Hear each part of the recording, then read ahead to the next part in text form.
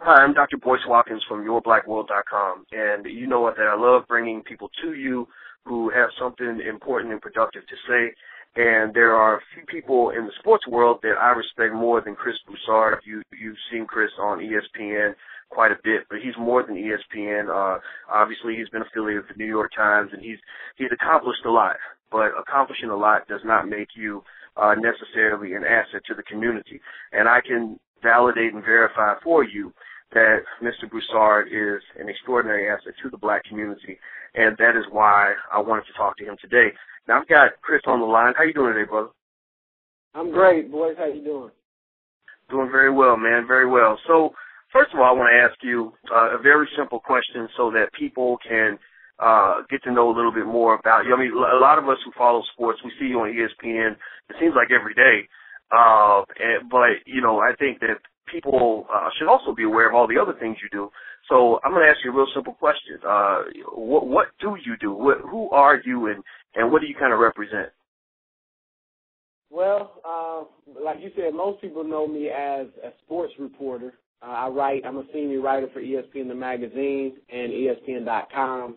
And mainly I cover the National Basketball Association. So you'll see me on television, whether it's SportsCenter, sometimes NBA Countdown, Outside the Lines, any of the ESPN shows, PTI, First Take, talking about the NBA and sometimes other sports.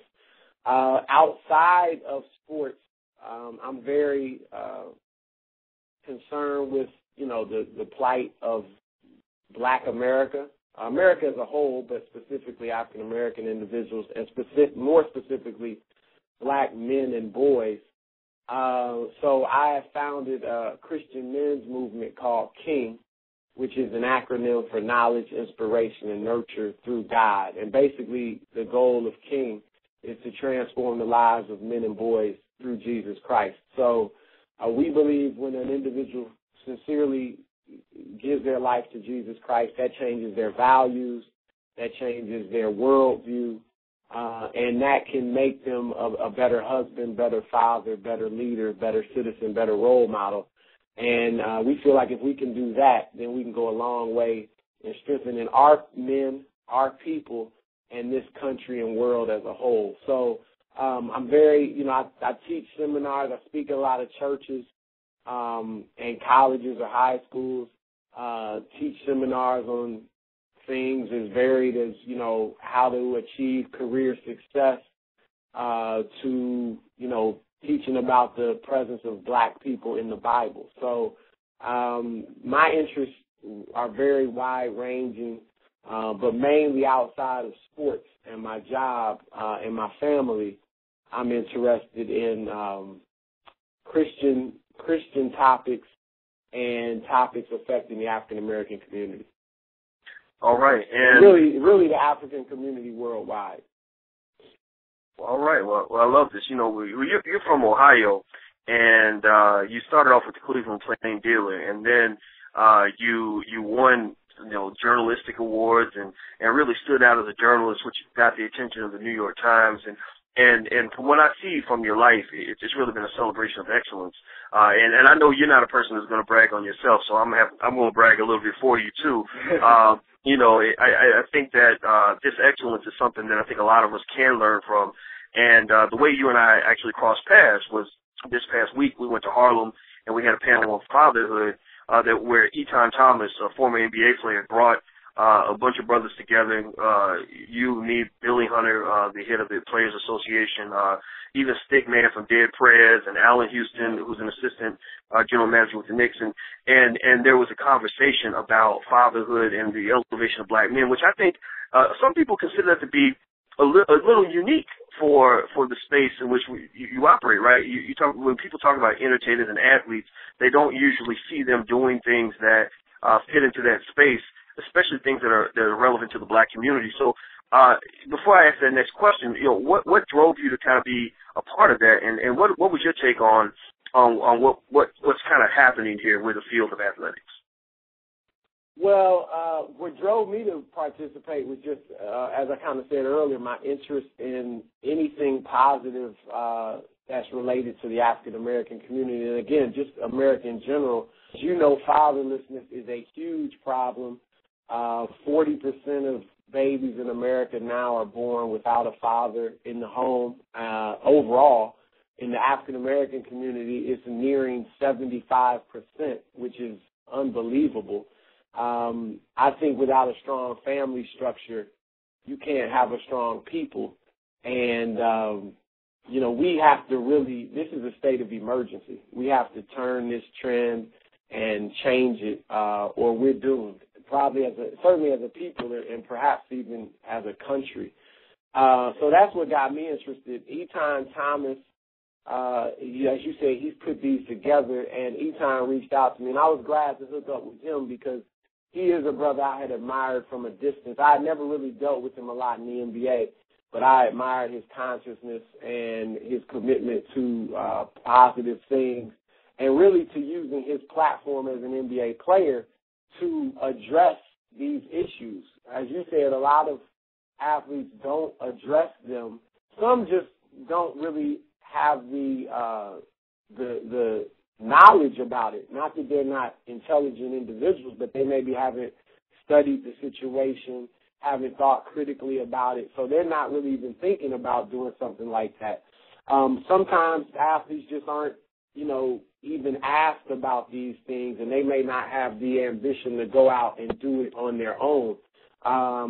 You know, I know other athletes who've been on the panels, Amari Stoudemire, people would really be stunned by his level of knowledge in regards to, and really commitment and concern in regards to the African-American community. And that came out in some of the panels that I did with Amari and Etan. So there are athletes out there who are interested in these topics, but the ones in America, negativity sells. You know, you look at the evening news; it's all what the negative things that happen. It's not the positive things that happen, and it's the same thing in sports. You know, sports. If an athlete gets caught in the airport with drugs, that's going to be front and center on ESPN and every other news outlet. But if he is going, like with Etan, at that, you know, or going to do fatherhood panels, or going, we spoke at Rikers Island to the young inmates from, 16 to 19 years of age, and, you know, myself, Amari, Etan Thomas, Styles P from Styles P the rapper, Malcolm X's grandson, Styles from the Lock. So, you know, but that didn't get much publicity. So it's like it is in anything news-related in America. The negative gets more play than the positive, and so that's what you see happening with a lot of our athletes.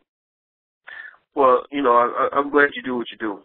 You know, I think that we have to do our best to utilize the advantages of the Internet generation to share information, which is really more it's more possible for us as a people to share information with each other than at any point in human history, because we have, you know, the monopoly on media has kind of been busted a little bit, and you don't have to get into the local paper or the television station to share a message with other black folks. And so I think social media is a critical part of that. And, you know, and that's what we try to do with Your Black World is, you know, I'll go and do the TV stuff and radio stuff, but we're also thinking, how do we have something that's independent, that's not corporate owned, that's not owned by the descendants of our historical oppressors, in a way that will allow us to transmit a message that is honest and genuine to what black people truly are, and is not sort of a fit for some sort of minstrel show that sometimes tends to get the most attention. So let me ask you this, man. You know, this is my last question. In terms of culture of athletes, we recently saw what happened with the unfortunate situation with Josh Brent and Jerry Brown at the Dallas Cowboys. You know, as a person who spends a lot of time in the world of sports, do you feel that at times, especially for us as black men, that there is sort of a persuasion to immerse yourself in a culture that is ultimately counterproductive, maybe self-destructive, or harmful to you in the long term? What are your thoughts on that? Well, that's a deep question. The first thing I would say is that I don't think it's a problem merely of black athletes. I would first say look at American society in general. from day one, it's been a violent culture, excessively violent in its treatment of Native Americans and its treatment of black people. Look at the settling of the Wild Wild West, at least the way it was portrayed in the movies with the cowboys and the Indians, extreme violence. A lot of the movies today, and you can go up to the video games that our young children are being exposed to now. I mean, they're extremely violent, and the way they're set up because of the greatness of technology, now you can get closer to that violence and really feel like you're a part of it more than ever before. It's different than sitting there watching a movie. You're actually participating in the violence, and it's so lifelike and real that it can probably affect the people partaking in it a lot more than just sitting and watching a movie. You look at Columbine. You look at, the shooting in the theater in Aurora, Colorado. You look at Connecticut just, on Friday. Virginia Tech. So overall in America, there's a problem with violence. I think there's a problem with mindlessness. I was watching some things on TV, flipping channels, and the mindless things that are on television now and that are popular is amazing. And children are watching these things, and these are their role models growing up looking at this. So we're really, on a very slippery slope in our culture overall in America.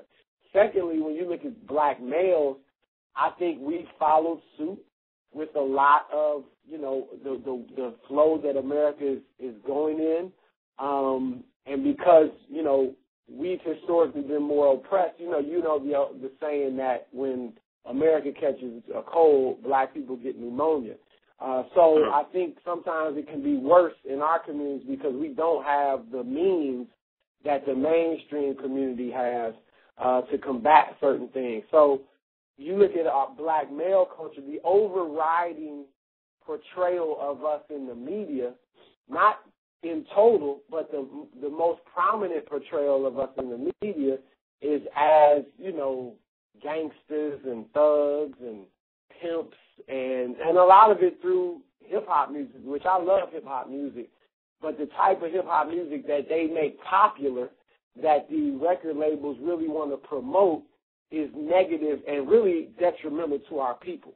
And so that whole lifestyle it promotes, whether violence, popping bottles, living the, flossing, living the, carefree, reckless life of promiscuity and, just reckless spending and irresponsibility, that's what's promoted as black male culture for the most part in the United States of America and really throughout the world, unfortunately. And then what you have in the athletes, you have young men who have grown up because for the last 15 or 20 years, that's been the tone of hip-hop. When I was younger, the tone was more Public Enemy, black power, KRS-One, black knowledge, Eric B. and Rakim, lyrical, genius, things like that. It wasn't quite as negative. But for the last 15 to 20 years, hip's been promoting that reckless living. And so you got young men who that's the soundtrack of their life. They're growing up constantly, 8 hours a day. They've been pounding this music into their heads. And then when they get to be a professional athlete, now all of a sudden they have the means to live that life. Most people watching and listening to this music don't have the means to do that. But those who, when you become an athlete, you got the fame, you got the money, now you got access to the women. You can go out and pop bottles all night. You can go to the strip club and make it rain with all your money. You can do those things while you're an athlete making all that money. So I think, you got a group of men, not all of them, I'm generalizing, but it's a significant number, who have been dumbed down because of a lot of the music maybe they've been listening to, because when they showed they were tremendous athletes, they no longer had to really, study and learn in school. They were just pushed along because they were great athletes, or they came from perhaps an unstable family situation where they, it was just unstable and dysfunctional, so they were prone to a lot of negative things. And then on top of that, you've got the athletes who maybe did come, I think there's a problem with black males in general, a lot of athletes who did from stable environments, maybe came from a middle class or upper middle class environment, they may feel like authentic black manhood is the portrayals that they're seeing. So they may even dumb themselves down purposely. We know of athletes who came from two-parent households, middle class, making money, and they've tried to go thug, go gangster, when that's really not what they are, but they think that's being an authentic black man. So I think that all of these things conspire to create situations like the tragedies that we've seen. So I think that those, like I said, those are really some of my thoughts on the situation. And again, that doesn't count all black athletes, and I would even say it doesn't count most, but it is a significant number who fall into that situation. Wow. Well, you said a lot, brother, and that was very informative, and I appreciate you sharing your honest perspective, and I appreciate the work that you're doing. It's one thing to have a lot of power and access. It's another thing to have the courage to do something with it. So I want to say thank you for your great work. And also I want to ask you, how can people stay in touch with you and kind of follow what you're doing? Well, my Twitter account is at Chris, capital CHRIS _Broussard, capital BROUSSARD. And obviously, other than that, if you watch ESPN or read ESPN.com, ESPN the magazine, you may see stuff from me. So I'll be out there. Those are some of the ways people can check me out. All right, perfect. Well, thanks a lot, man, and I appreciate your time. And thank you all for checking us out at yourblackworld.com. And remember that there should never be any shame in being an educated and courageous black man. All of us understand the challenges in our community. We also see tremendous opportunity and tremendous potential in our community. Eton Thomas said it best on the panel when he said that the reason that they feed our boys so much BS at an early age is because they are afraid of what will happen when we realize our potential. So let's go out and find our potential. And until we meet again, please stay strong, be blessed, and be educated. We are gone. Peace.